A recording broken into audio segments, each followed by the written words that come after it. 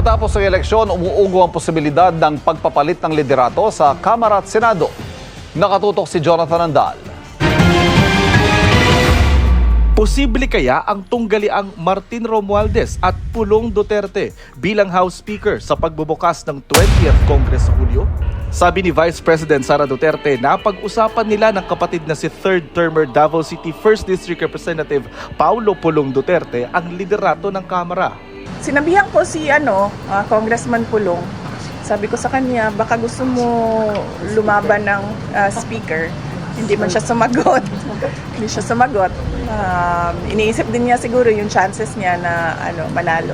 Well, sinabi ko sa kanya, kung hindi ka manalo ng speaker, then kunin mo yung minority. Wala akong candidate for speaker or for Senate President. Wala ding lumapit sa akin for speaker or for Senate President. Pero tiwala ang mga kaalyado ni Speaker Martin Romualdez na mananatili siya sa pwesto. Sabi ni Deputy Speaker JJ Suarez, meron ng 240 na bagong halal na kongresista ang pumirma sa Manifesto of Support para kay Romualdez. Kung titignan natin sa numero at bilang pa lang, sigurado na po tayo na magpapatuloy si Speaker Martin Romualdez bilang Speaker ng Kongreso sa susunod na 3 taon. We're very confident with the support na pinakita ng mga partido. Ang mga pumirmang mambabatas galing daw sa 4 na malalaking partido: National Unity Party, Nationalist People's Coalition, Nationalista Party, Partido Federal ng Pilipinas, at ang partido ni Romualdez na Lakas CMD na may mahigit 100 kongresista. Sumusuporta rin daw kay Speaker ang grupo ng mga party list sa Kamara. Napaka-critical po yung susunod na 3 taon para sa ating bansa at napakahalaga na stable at nagkakaisa ang Kongreso behind our President Ferdinand Bongbong Marcos. Kahapon, nagpulong ang mga lider ng mga partido sa Kamara pero hindi raw yung loyalty check. It's a more of a meet and greet. Yes. Sa Senado, may ugong na sa pagbabalik ni dating Senate President Tito Soto. May ilang senador na raw na kumakausap sa kanya na magbalik sa pwestong hawak ngayon ni Senator Chis Escudero. May mga kumakausap sa akin. Mga 3, 4, kausap ko. Ganun lang. And they're saying their peers, they're saying that their peers are ready to support me. Sabi ko naman, if we have 13, I will accept. 13 boto o higit pa mula sa 24 na mga senador ang kailangan para maluklok na Senate President. Sino man sa amin, kabilang si Senator Soto, ang may bilang, hindi niya dapat talikuran yung responsibilidad at yung hamon na yon na binibigay na kumpiyansa ng mayoriya ng mga senador. Isa sa aabangan kung paano boboto ang 4 na pares na magkakapatid sa Senado, gaya ng magkapatid na Rafi at Erwin Tulfo, Alan Peter at Pia Cayetano, Mark at Camille Villar, pati na sina Jinggoy Estrada at JV Ejercito. Para sa GMA Integrated News, Jonathan and... Nako. Unang-una mga ka-reaksyon, ito po yung reaksyon ko dyan ha. Unang-una si Pulong versus Romualdez. Kasi po ganito yan eh. Pababa na po ang kapangyarihan ni Bongbong Marcos niyan. Nandun na po siya sa peak at pababa na, pabawas na. Less than 3 years na po siya ngayon. Ngayon, itong namang mga Duterte, paangat po ang kanilang lakas. Ngayon, mararamdaman po ng mga kongresistang yan, yung agupit ni Sara Duterte, kapag sinuportan po nila si Pulong bilang Speaker of the House, ay baka mapapaganda po ang kanilang tsansa na ma-re-elect sa 2028. Pero meron pa pong usapan dyan si Toby, no? Si Toby Chanco, para yatang pumoporma din para maging Speaker of the House. Pero sa palagay ko lang po mga ka-reaksyon ha, palagay ko lang ito, may tsansa po si Pulong na maging Speaker. Kasi nararamdaman na po nag-loyalty check na po si Tamba. Ang problema kay Tamba, hindi niya alam, ayaw siya ng mga kongresista. Ang gusto lang nila yung alam niyo na. Kaching! Proyekto! Anyway, mga reaction, Ito na si BP Sara Duterte. Reaction TVP is nagbabalik. Reaction. napakaganda po ng pag-uusapan natin ngayong mga kareaksyon ha. Mantagin po ninyo, si Amy Marcos, ayaw na po niyang matuloy ang impeachment. Habang si BP Sara Duterte, gusto raw niya ng bloodbath. Alam po ba yung bloodbath? Gusto raw niya na, ano yung, pag bloodbath po kasi yung tinatawag na madugo. Madugo daw ang gusto ni BP Sara sa laban ng impeachment. Mantagin niya, sabi po ni Senator-elect Amy Marcos, base sa mga sinabi ni Kong Toby, palagay ko panahon na para ibasura ang impeachment. Kasi di ba sabi niya, nasuhulan o tinakot na maipit ang budget ng mga congressman kaya nagsipirman. Kung magwi-witness, pwede akong magsampa ng kaso sa Supreme Court para matapos na yan. Pero hindi po yan ang gusto ni BP Sara. Ito po ang gusto ni BP Sara. Gusto niyang matuloy ang impeachment. I truly want a trial because I want a bloodbath talaga. Gusto raw po yan ang bloodbath. Alam po ba ninyo, yung maliligo sa dugo. Gusto raw niyang maligo sa dugo. Kanino kaya dugo ang kanyang panliligo? Ayan po mga kareaksyon, no? Sabi ni Amy Marcos, ayaw na niyong matuloy ang impeachment. Stop it! Magsusulat ako dyan sa may Supreme Court. Stop the impeachment! Pero sabi ni BP Sara, hep! Sinumpisa ng kapatid mo! Hinumpisa ng pisan mo! Heto ang sagot ko sa'yo! I really want a trial because I want a bloodbath. Sabi po niya kay Amy Marcos, stop ka dyan, Amy! Stop! Stop! Gusto kong matuloy ang impeachment! Gusto ko ng bloodbath. Ayan, nakasulat po dyan, bloodbath.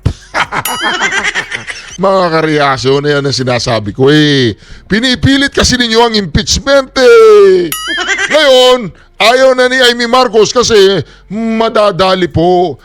Masusunog ang kapatid niya at saka pinsan niya. Kaya sabi ni Amy, stop na impeachment. Wala na, panalo na rin ako Stop na natin yan.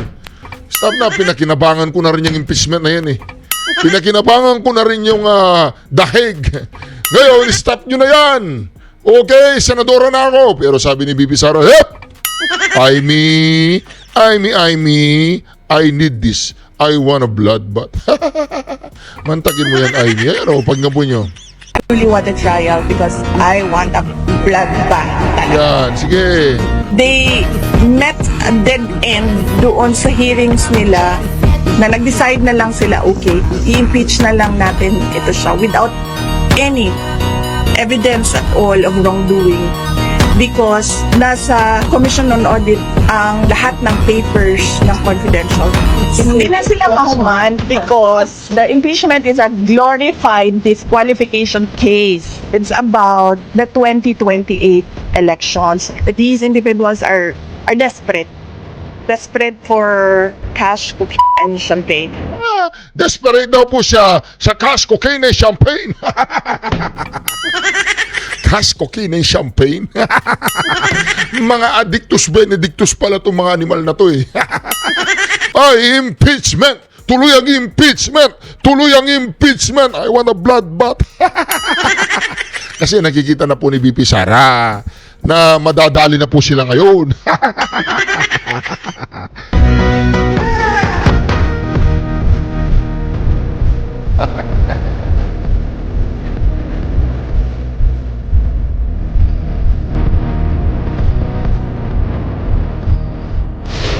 Alam nyo, ang pinaka-in-demand talaga na project ng Office of the Vice President ay yung burial and medical assistance. And tinanggal talaga nila. Tinanggal ng House of Representatives yung line item na yon, kaya hindi talaga namin siya malagyan ng budget. So humingi kami ng pasensya doon.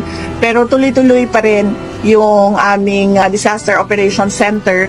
Tuloy-tuloy pa rin yung pagbabagong campaign natin kung saan we advocate education sa mga kabataan and we are targeting to plant 1 million trees. So nag-re-strategize kami. Sinabi ko sa kanila since maliit maliit na lang yung budget natin, paliitin natin yung project, bilisan natin na maabot natin yung targets natin para next year, makagawa tayo ng iba pang project.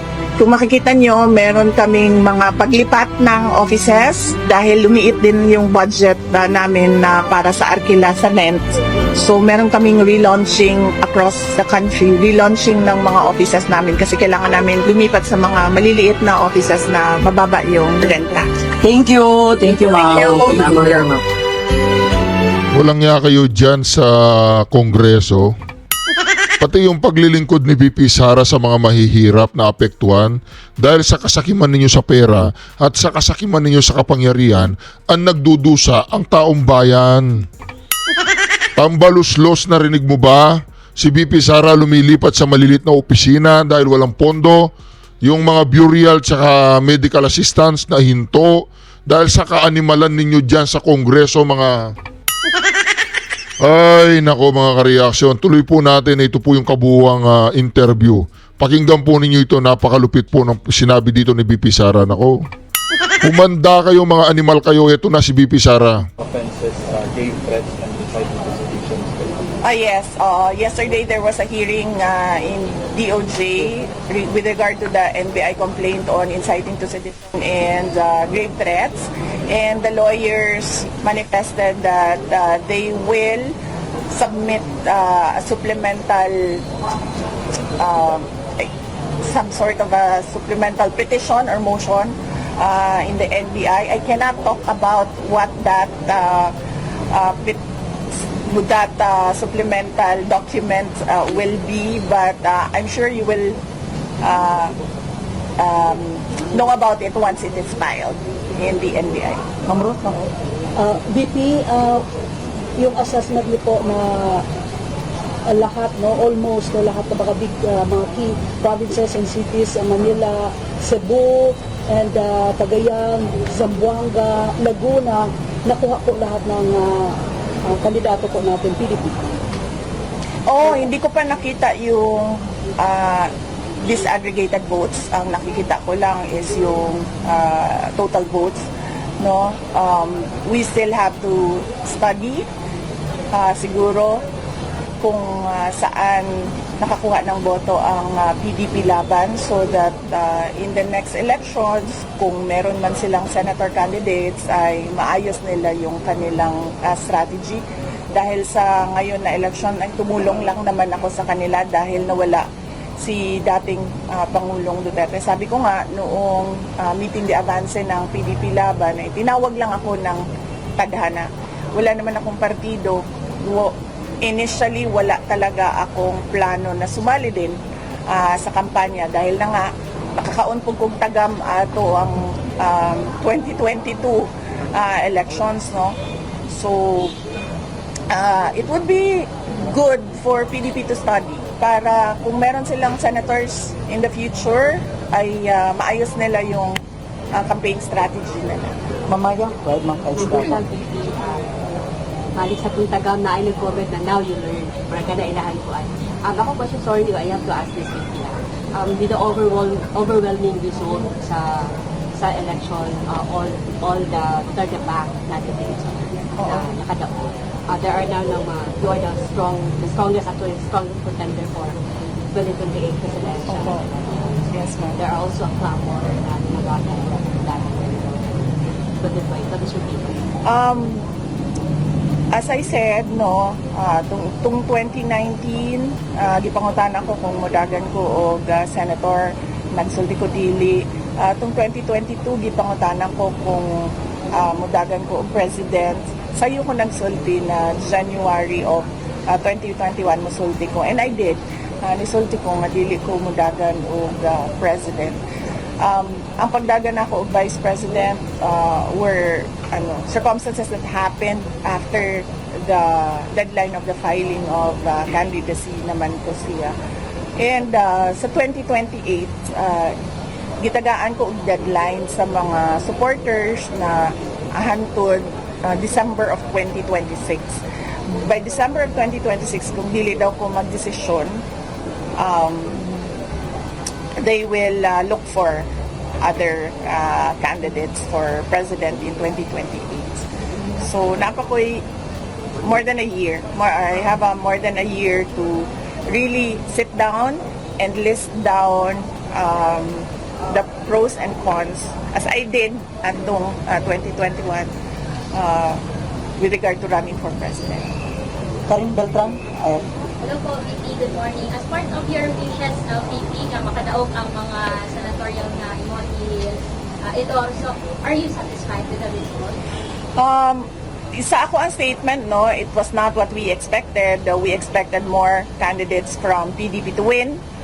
Pero in my heart, they already won. I listened to their campaign speeches. Once lang ko nakapaminaw sa ilahang mga campaign speeches, kadto lang meeting de Avance, and I was proud of them. No, they know what they wanted. They know what they wanted for the country, and they fought for it. So in my heart, they won, and hopefully, kung naaman sila, kung meron man silang nakita na hindi tama yung resulta ng elections nitong nakaraang May 12, ay maresolba siya sa loob ng COMELEC at kung saan man na pwede na legal na proseso. How do you assess the results in the Davao region? Is it true that the Duterte's daw is losing its other bid sa Davao region? Hindi ko nakita ang results sa ibang areas sa Davao region. Nakita ko ang results dito sa Davao City. And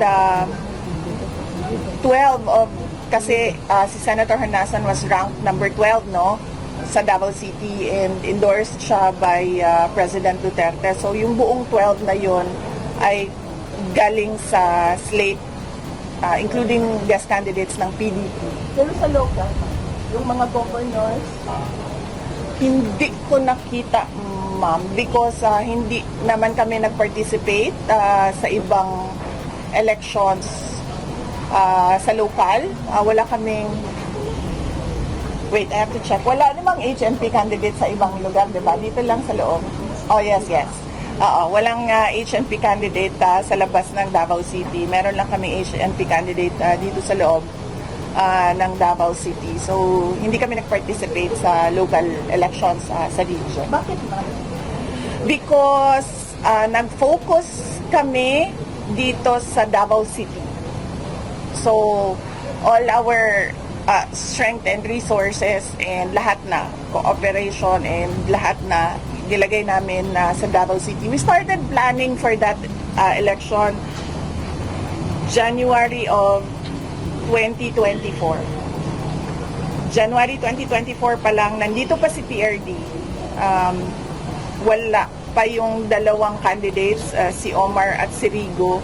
Wala pa sila because at that time, January 2024, wala sila sa listahan ng mga kandidato. Ang nandoon lang, January 2024, si PRD, si Mayor Baste, si Congressman Pulong at ako.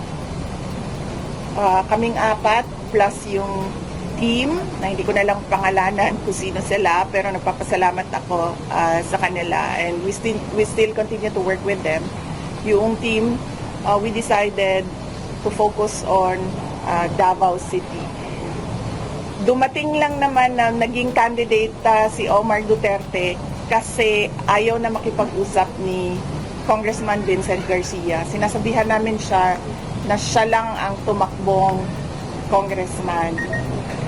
At the time, ayaw na niya makipag-usap sa akin. And until now, I reached out to him, ayaw pa rin niya makipag-usap sa akin. Hindi niya sinasagot yung messages namin. Kaya naging candidate si Omar. Pero at the time, January 2024, si Omar and si Rigo, wala pa sila sa listahan ng candidates. Ma'am, pinag-usapan ngayon yung speakership at saka Senate presidency. Mayroon bang lumulutan na pangalan na lumapit sa iyo para hingin yung blessing niyo? At meron bang sariling candidate for speaker and Senate presidency, VP Sara? Wala. Wala akong candidate for speaker or for Senate president. Wala ding lumapit sa akin for speaker or for Senate president. Sinabihan ko si Congressman Pulong. Sabi ko sa kanya, baka gusto mo lumaban ng speaker. Hindi man siya sumagot. Hindi siya sumagot. Iniisip din niya siguro yung chances niya na manalo. Anong chances kaya ni Congressman Pulong? Bakit siya yung napili mo na in-endorse mo?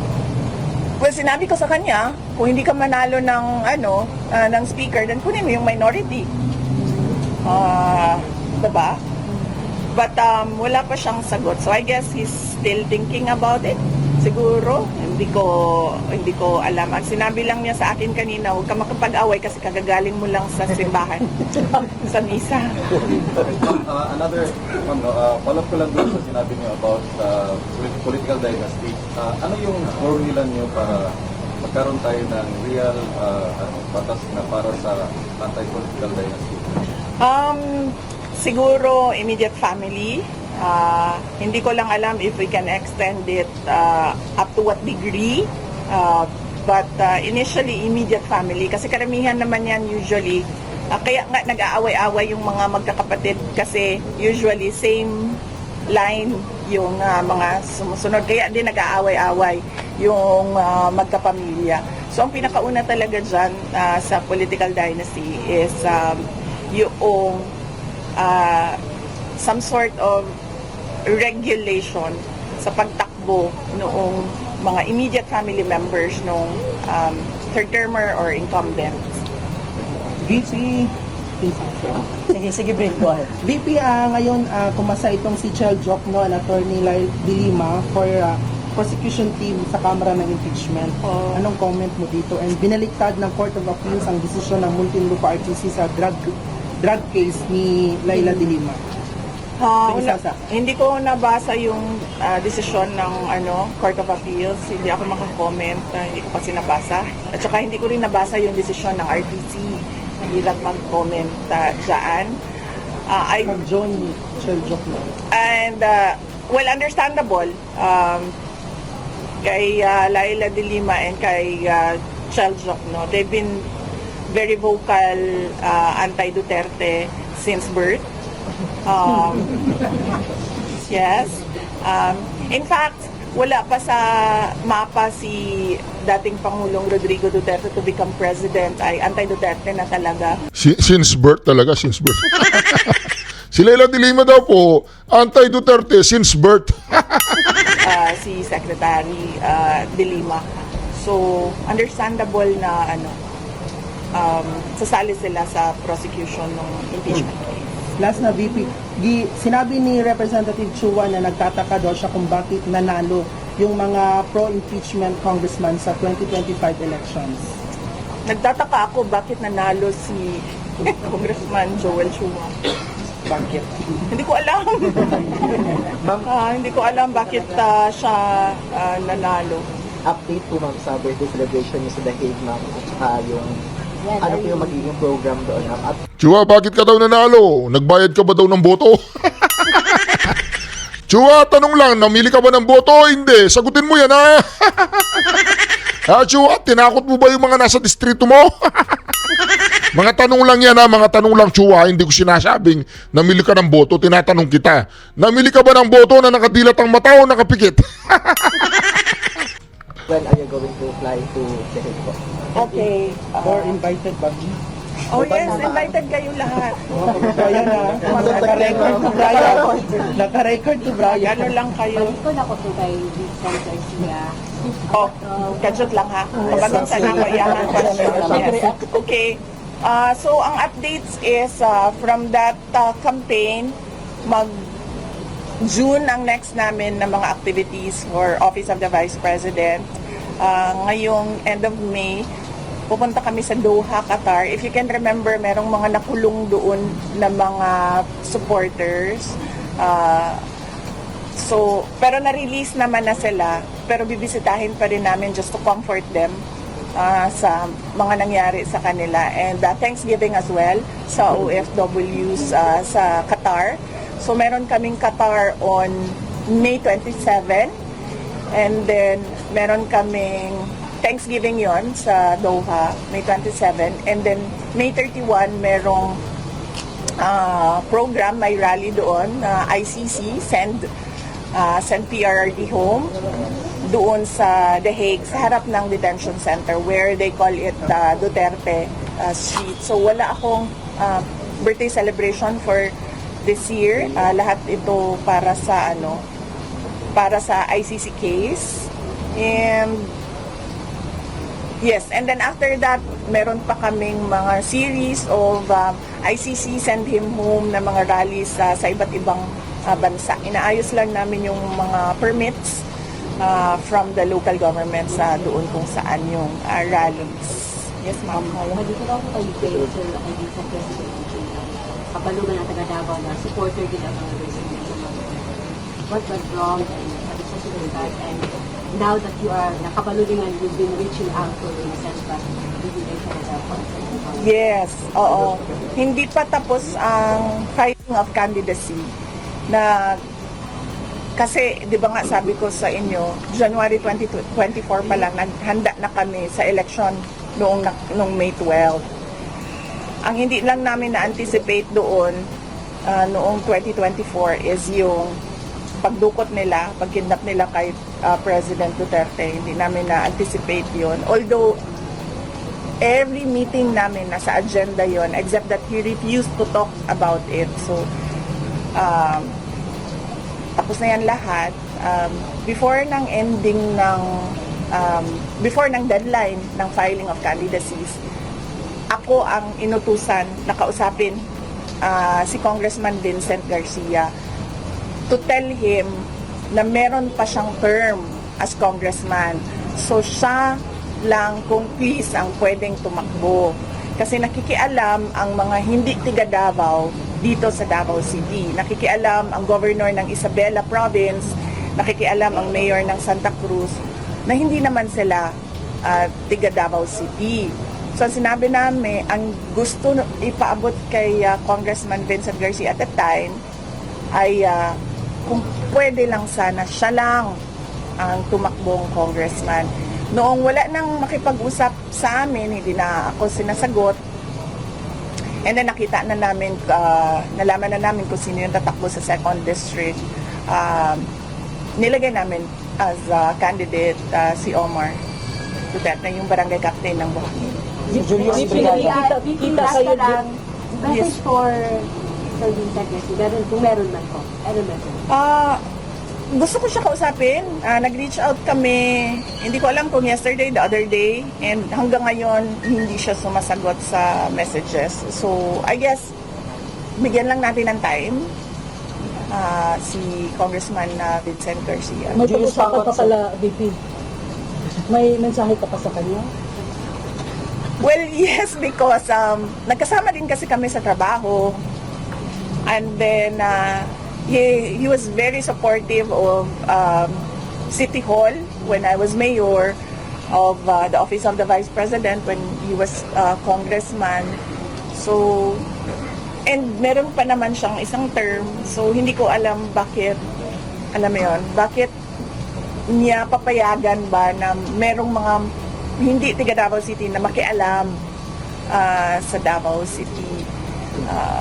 And alam naman nating lahat na si Javi Campos is a candidate of Martin Romualdez. So, yun yung Santa Cruz, Davao del Sur yun.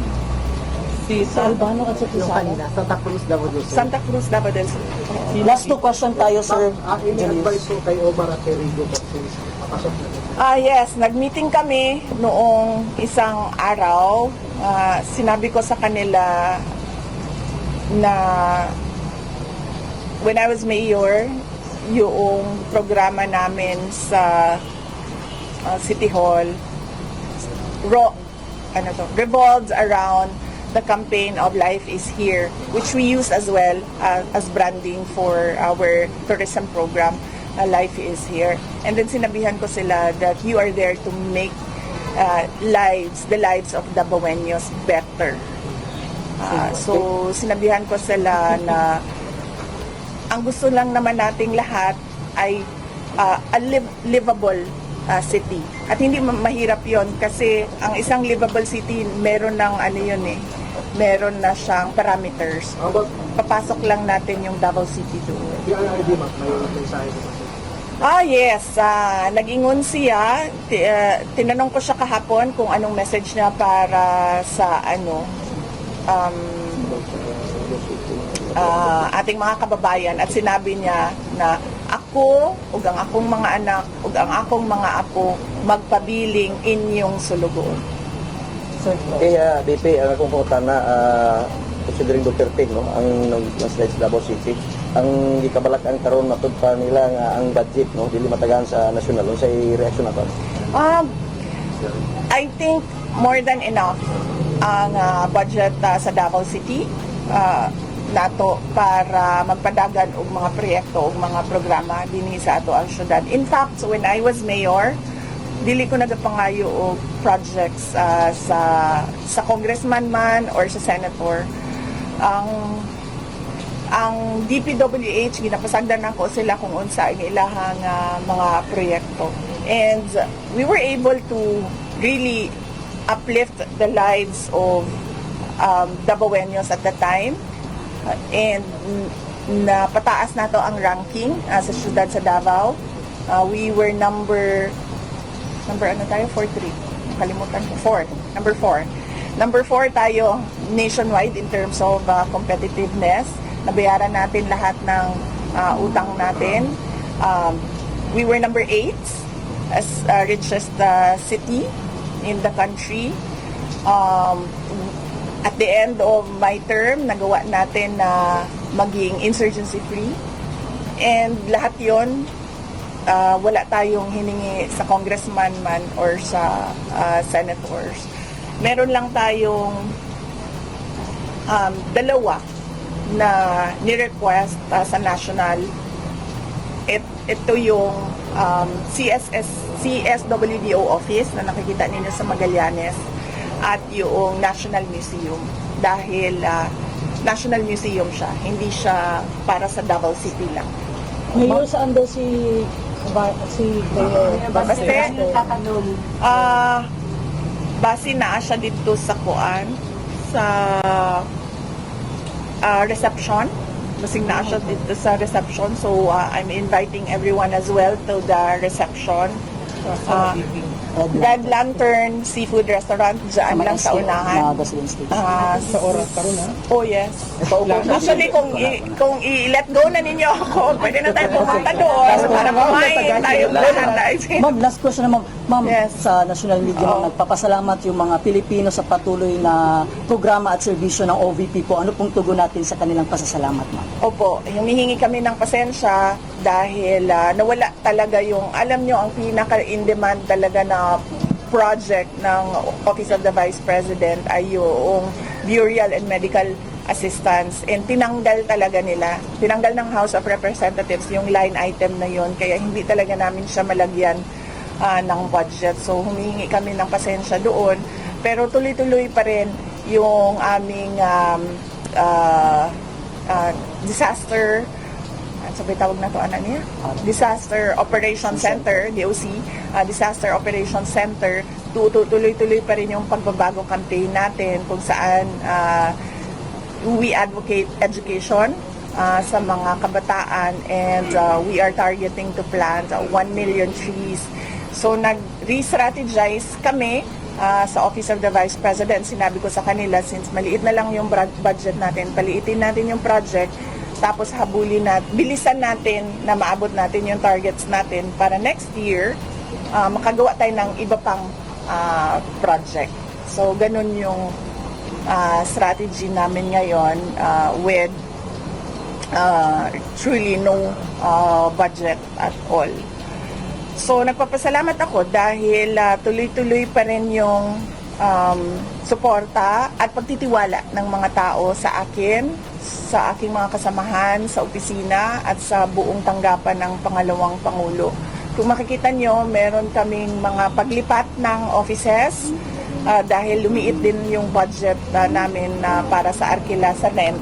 So meron kaming relaunching across the country, relaunching ng mga offices namin kasi kailangan namin lumipat sa mga maliliit na offices na mababa yung renta. Thank you. Thank you, ma'am. Thank you. Thank you. Ha? Nagpa-upaw na siya. Skinhead, yes. Dili siya skinhead, number 2 lang. Number 2. Kailan siya magdahig? Nagsulti siya na kuan daw. Dili daw siya mo-appeal sa line-up dito sa Dahig kay kinahanglan daw siya mag-atiman diri sa Davao City. And then I said na this is truly unfair because lahat tayo may trabaho. But he said, well, mine is my concern is the priority of my work here in Davao City. So, sabi niya, hindi daw siya sasali sa line-up doon. So, pupunta lang daw siya kapag meron siyang free time. Pero hindi siya sasali doon sa bantay, pagbabantay. Thank you. Nganong dili ka mo, mangutana lang ko kay wag ko lang chance. Yes, ma'am. Nganong dili nimo i-answer lang ang ilang pangutana sa confidential funds? Yes, ma'am. Nag-attempt ko, ma'am. Actually, Tagalogin ko na lang yung sagot, ha. Actually, nagtataka ako sa narrative nila. There was one time, meron akong narinig na interview sa isang tao na nagsabi siya na how can you support the Vice President when she refuses to answer the question about confidential funds. But if you can remember, umattend ako sa hearing ng House of Representatives. Una, umattend ako. I refuse to take an oath because wala naman sa rules nila. But wala silang tinanong sa akin, kung maalala nyo, i-review ninyo yung hearing. Not one question was asked of me. And then the next time na umattend ako para samahan yung mga personnel ng OVP na sumasagot naman, nasasagot din naman nila yung mga tanong. Tapos when I requested that I assist the personnel of the OVP, sabi nila hindi pwede pag hindi ka mag-oath, diba? So sabi ko, okay, let's do this. I'll take an oath. They never asked one question. So I do not understand saan nanggagaling yung sinasabi nila that I refuse to answer because nandoon yung mga personnel ng OVP, lahat ng tinawag nila nandoon. In fact, kinulong pa nga nila si Yusek Laika Lopez. Nandoon ako. I protested sa kanilang anong tawag dyan? Sa kanilang rules na ang pinapagawa nila sa akin ay wala sa rules nila. And then the next time around, even if may protest ako sa rules nila, I said, okay, sige, if you want an oath, I'll give you an oath. But did they ask a single question? Wala silang tinanong sa akin. I-review nyo yun. Wala. So, hindi sa ayaw ko sumagot. Wala silang tanong during the hearings. And they met a dead end doon sa hearings nila na nag-decide na lang sila, okay, i-impeach na lang natin ito siya without any evidence at all of wrongdoing because nasa Commission on Audit ang lahat ng papers ng confidential funds. So, it's not true na ayaw ko sumagot. Wala silang tanong. So, impeachment na lang. Kaya nga, diba? Kaya nga sinasabi nila, mag-impeachment na lang tayo para masagot niya. And that is wrong. Diba? Bakit ka naman mag-impeachment just to fish for wrongdoing? In fact, meron pa silang ginagawa ngayon kasi they counter the dead end doon sa committee hearings nila sa Congress. Meron silang binuksan na inquiry na naman ngayon na pinapatawag nila, hindi ang House of Representatives, ibang government agency na gusto nila kausapin ang personnel ng Office of the Vice President. Na sabi ko, once you send that letter of invitation, we will say no. Because number one, that fund is not the fund of your agency, it's the fund of the Office of the Vice President, and all the documents were submitted to the Commission on Audit, who is the correct agency to question the use of funds of all government offices. Okay na ta? So, hindi na sila mahuman din. Hindi na sila mahuman because this is about the 2028 election. It's not about ICC, it's not about the impeachment, it's not about confidential funds, it's about the 2028 elections. The impeachment is a glorified disqualification case against me. Kasi hindi rin naman nila ako tinanong, tatakbo ka ba talaga ng president o hindi? Kasi hindi rin naman ako makasagot na ano pa naman ako makakasagot, December of 2026. So by that time siguro naisip nila too late na yan, hindi na namin kakayanin na manalo or ano, hindi ko alam kung anong iniisip nila. I really do not know. These individuals are desperate for, as I said, cash, cocaine, and champagne. VP, why keep on reaching out? Nakuha ko kay Vincent. Kasi Yes, kay Vincent. Kay Yes. Vincent. Na well, hindi naman siya nagatubag sa inyo. If ever maimo siyang makontak, what would you say? If kung okay lang mo. O sige, dito ko na lang sabihin kasi ayaw na naman niya ako kausapin na. I just wanted to thank him. I wanted to thank him for his support when I was mayor, congressman siya. And I wanted to thank him as well for his support to the office of the Vice President, particularly kapag nandoon kami sa House of Representatives. And I wanted to tell him na wag naman sana siyang pumayag na ang mga hindi taga Davao City, tulad nga ng sinabi ko, Mayor of Santa Cruz, Governor of the Province of Isabela, na nakikialam sa atin dito sa syudad ng Davao. Kung ano yung kailangan ayusin dito sa syudad ng Davao, kung ano yung kailangan trabahuin dito sa syudad ng Davao, tayo mga taga Davao ang mag-usap. Hindi yung papayag siya na merong mga merong kandidato ang mga hindi taga Davao dito sa loob ng Davao. So, Thank you, ma'am.